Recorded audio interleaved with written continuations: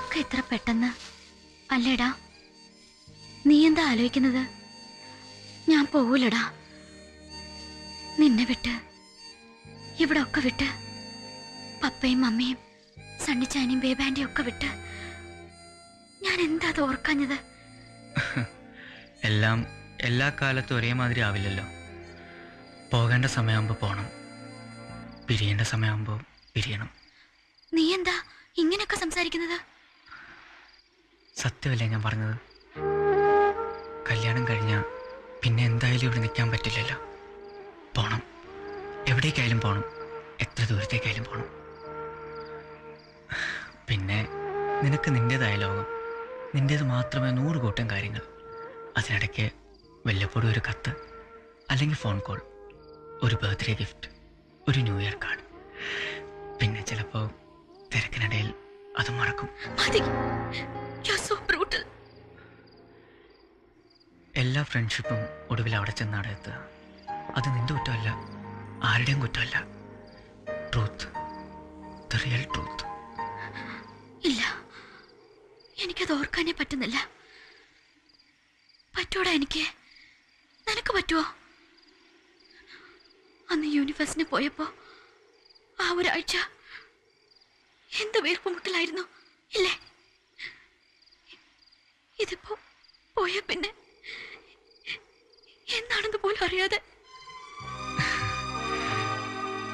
ഒരുപക്ഷെ 2 or 3 കൊല്ലം കഴിഞ്ഞ് ആ അമ്മാമ്മ പറഞ്ഞ പോലെ ഒക്കത്തൊരു കൊച്ചു കുറുമ്പനൊക്കെയായി തടിച്ചു വീർത്ത് മുടിയൊക്കെ ബോബ് ചെയ്ത് 4-5 വലിയ സൂട്ട് കേസുകളുമായി നെടുമ്പാശ്ശേരി എയർപോർട്ടിൽ നീ വന്നിറങ്ങും. അപ്പോൾ സമയമുണ്ടെങ്കിൽ റിസീവ് ചെയ്യാൻ ഞാൻ വരും. നിനക്ക് തമാശ.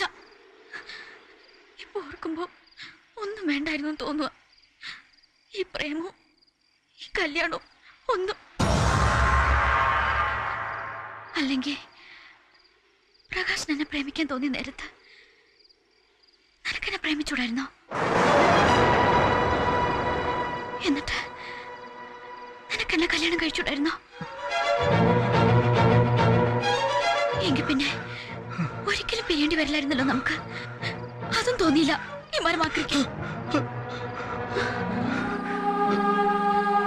എന്താടാ?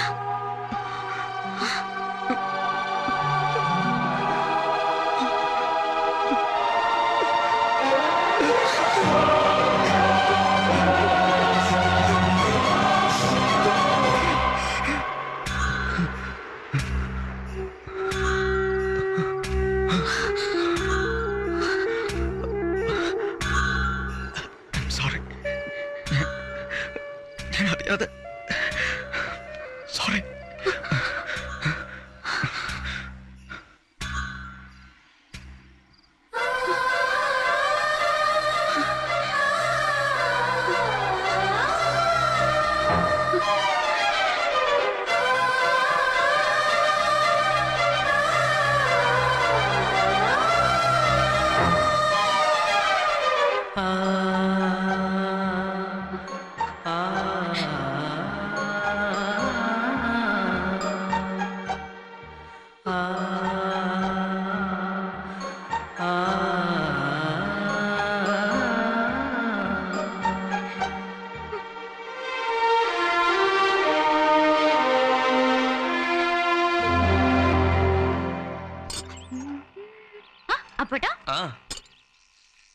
രണ്ടുപേർക്കുണ്ടല്ലോ കത്ത് ഓരോന്ന് കൊടുത്തേക്കെ മൂപ്പർക്ക്. ഭാഷയുടെ കത്താ രണ്ടുപേർക്കുണ്ട്. ഡൽഹിന്നാവും. നിനക്ക് പിന്നെ പ്രേമലേഖനാണെന്ന് വിചാരിക്കാം. എനിക്കെന്തോന്ന് അവൾ എഴുതാൻ? No exchange. എന്റെ കത്ത് നീ വായിക്കുന്നു, നിന്റെ കത്ത് ഞാനും.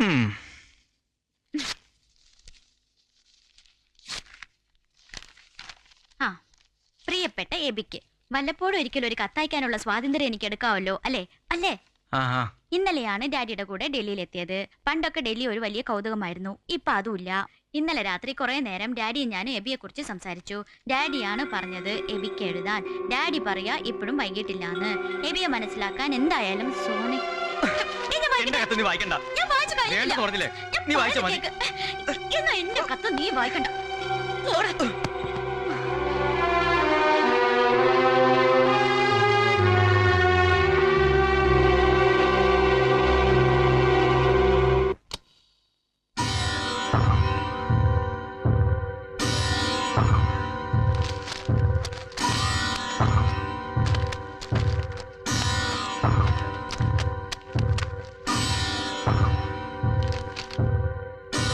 ഇന്നലെ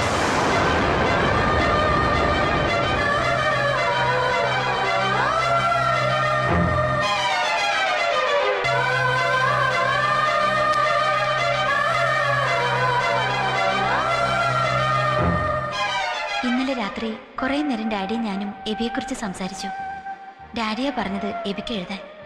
ഡാഡി പറയാ ഇപ്പോഴും വൈകിട്ടില്ലെന്ന്. എബിയെ മനസ്സിലാക്കാൻ എന്തായാലും സോനയ്ക്ക് കഴിയാതെ വരില്ലെന്ന്.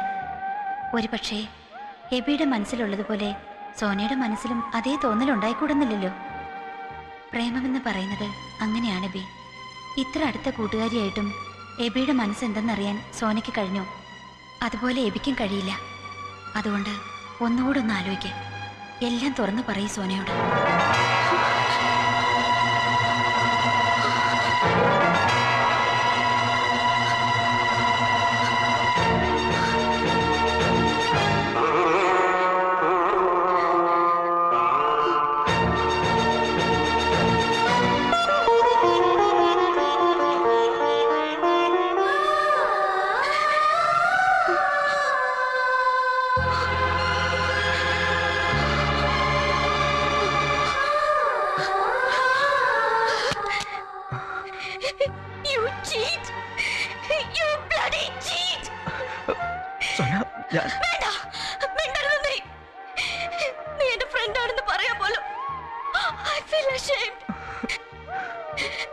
പരസ്പരം ഒന്നും മറച്ചു വെക്കാറില്ലെന്ന് നീ പഠിച്ചിട്ട് ഇത്രയും വലിയൊരു ചതി നിനക്ക് എങ്ങനെ അതിന് കഴിഞ്ഞു? എങ്ങനെ കഴിഞ്ഞൂടാ? ഒരു സൂചന എപ്പോഴെങ്കിലും തന്നിരുന്നെങ്കിൽ ഞാനിങ്ങനെ വിട്ടുവേഷം കേട്ടുമായിരുന്നു. ഒരു വാക്ക് എന്തെങ്കിലും പറഞ്ഞിരുന്നെങ്കിൽ ഇതൊക്കെ സംഭവിക്കുമായിരുന്നു. പ്രകാശിനോട് എന്താ മറുപടി പറയണ്ടെന്ന് 1000 വട്ടം ചോദിച്ചില്ല ഞാൻ. അപ്പൊ പറഞ്ഞിടായിരുന്നു നിനക്ക്. പക്ഷേ ഡാഡിയെ കാണാൻ പോകാഞ്ഞതിന് അന്ന് എന്ത് മാത്രം ഞാൻ നിന്നെ ശകാരിച്ചു. അപ്പോഴെങ്കിലും പറഞ്ഞുകൂടായിരുന്നു നിനക്ക്. എല്ലാം ഉള്ളിലൊതുക്കി വെച്ച് നടന്നില്ലേ? ആർക്ക് വേണ്ടി? എന്തിനു വേണ്ടി? നിന്നെക്കാളും വലുതാണ് എനിക്ക് പ്രകാശിന്റെ സ്നേഹം. നിന്നെ സങ്കടപ്പെടുത്തിട്ട് എനിക്ക് ഒന്നും വേണ്ട. ആരും എന്നെ സ്നേഹിക്കണ്ട. ആരും എന്നെ വിവാഹം കഴിക്കണ്ട.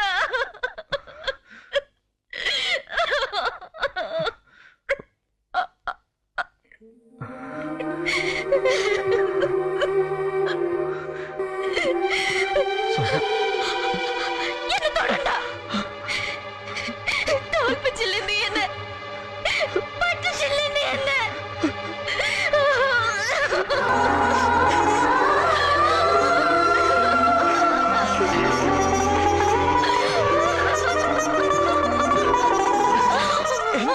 എന്താ നിനക്ക്?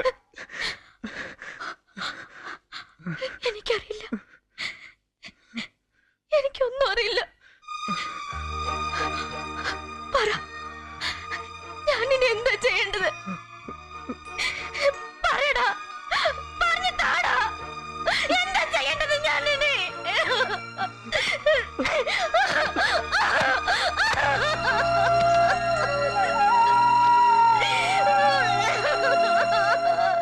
എന്തുവാ പോവാന്നോ?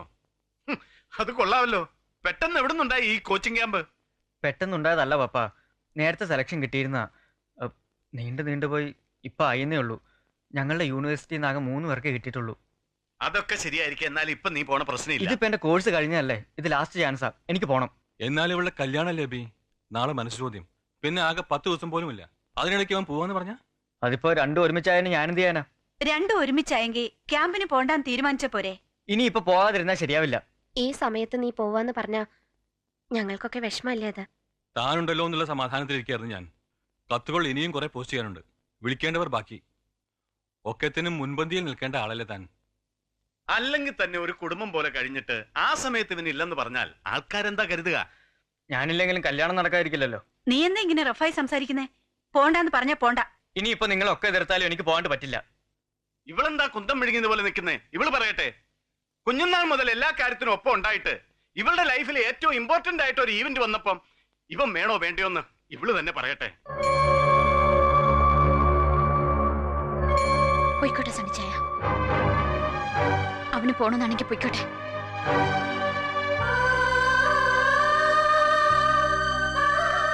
ഇതിപ്പോ പണ്ടാരായിട്ട് പറഞ്ഞ പോലെ ആയല്ലോ. ഇവക്കും ഇതെന്ത് പറ്റി?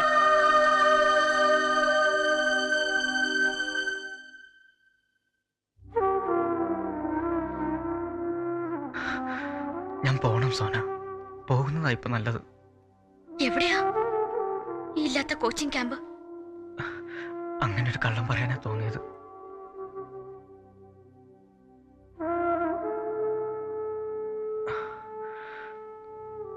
നിന്റെ കല്യാണം കഴിഞ്ഞു നീ പോകുന്നവരെ ഞാൻ അങ്ങോട്ടെങ്കിലും മാറിയിരിക്കണം. മാറി നിന്നേ പറ്റൂ. അതെവിടെയായാലും തോന്നുമ്പോൾ പെട്ടെന്ന് വരാൻ പറ്റാത്തൊരു ദൂരത്ത്. ഫൈനൽ ബികോമിനുണ്ടായിരുന്ന അനൂപ് ഇപ്പോൾ ദാവങ്കരിയില ഏട്ടൻ്റെ അടുത്ത്. അഡ്രസ് ഉണ്ട് കയ്യിൽ. ഒളിച്ചോട്ടം അല്ലേ?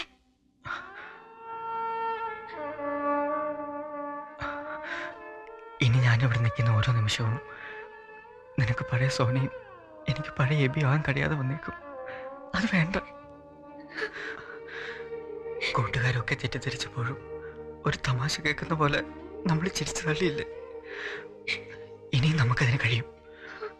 നിന്റെ പപ്പയും മമ്മിയും എൻ്റെ പപ്പയും മമ്മിയും നമ്മൾ വളർന്നിട്ടും നമുക്കെല്ലാ ഫ്രീഡവും തന്നത് മറ്റൊന്നും നമ്മുടെ മനസ്സിലില്ലെന്ന് അവർക്ക് നല്ലതുപോലെ അറിയാവുന്നതുകൊണ്ടല്ലേ? അതെന്നും അങ്ങനെ തന്നെ മതി.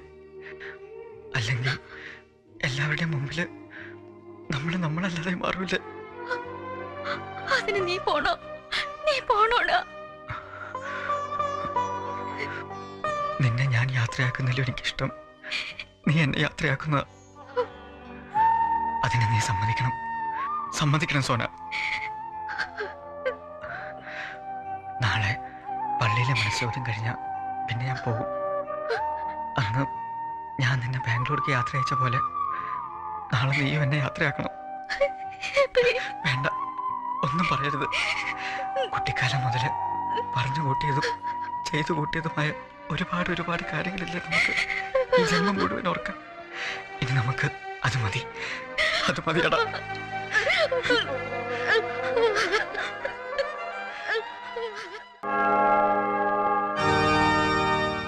മിശിഹായുടെ നിയമവും തിരുസഭയുടെ നടപടിയും അനുസരിച്ച് കല്ലേറ്റിങ്കൽ ജേക്കബ് പോൾ ബാബുവിന്റെ മകളായ സോന ജേക്കബ് പോളിനെ നിന്റെ ഭാര്യയായി സ്വീകരിക്കാൻ സമ്മതം പറയുന്നുവോ?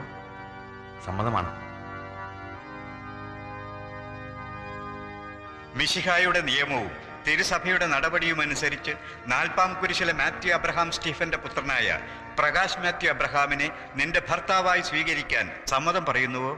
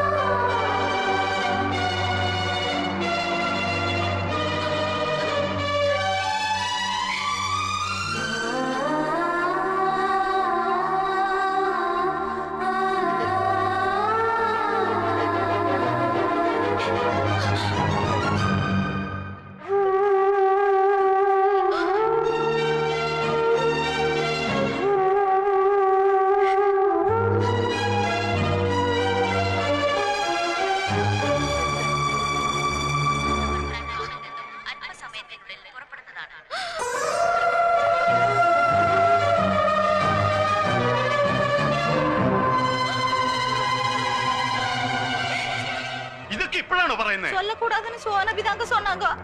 ഇനിയിപ്പോ എന്താ ചെയ്യുക? ട്രെയിൻ പോയി കാണുമല്ലോ. എന്തായാലും പോയി നോക്കാം, നീ വാ.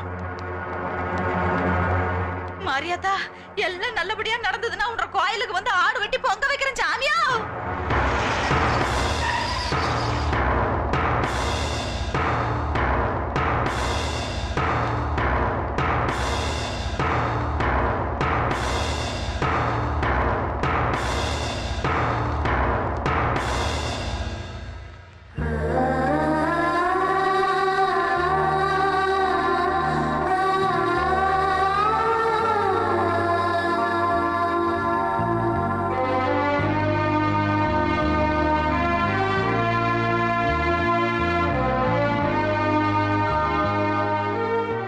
നീ പോയില്ലടാ. പോവാൻ തോന്നുന്നില്ല അല്ലേ? സാരയില്ല, അതങ്ങനെയാ. ഇനിയുണ്ട് സമയം. പല ട്രെയിനുകൾ ഇനിയും വരാനുമുണ്ട്. രണ്ടുപേരും ഇവിടെ ഇരുന്ന് ഒന്നുകൂടി വിസ്തരിച്ച് ആലോചിക്കും. എന്നിട്ട് പോകണ്ടെന്നാണ് തീരുമാനമെങ്കിൽ നേരെ വീട്ടിലേക്ക് വന്നേരെ. ഞങ്ങൾ അവിടെ വെയിറ്റ് ചെയ്യാം. നിങ്ങൾ എന്ത് വേണമെങ്കിലും തീരുമാനിച്ചോളൂ. പക്ഷെ ഞങ്ങൾ ഒന്ന് തീരുമാനിച്ചു. ഞങ്ങൾ നാളെ വെളുപ്പിന് കുട്ടനാട്ടിലേക്ക് വിടുക. ആ അമ്മാമ്മ അല്പം ഇടം തിരിച്ചിലുകാരിയാണെങ്കിലും പ്രകാശന് കാര്യം പറഞ്ഞാൽ മനസ്സിലാകാതിരിക്കില്ല. നിങ്ങൾക്ക് പിരിയാൻ വിഷമമുണ്ടെങ്കിലേ അതിനേക്കാൾ വിഷമമുണ്ടടാ ഞങ്ങൾക്ക്. ഞങ്ങളുടെ ആഗ്രഹം നിങ്ങൾ എന്നും ഒന്നിച്ച് ജീവിക്കണം തന്നെയായിരുന്നു. നിങ്ങൾക്കത് തോന്നാൻ വൈകിയെന്നേ ഉള്ളൂ. മോളെ, പപ്പ അന്ന് പറഞ്ഞത് ഓർമ്മയില്ലേ? നിങ്ങളെപ്പോലെ ഈ ലോകത്ത് നിങ്ങൾ മാത്രമേ ഉള്ളൂ. ഞാൻ ഫിറ്റല്ലല്ലോ ജോബേ, പിന്നെന്താ എനിക്ക് കരച്ചിൽ വരുന്നത്? ആ എന്നാ മക്കളെ, എപ്പോഴാന്ന് വെച്ചാ വാ.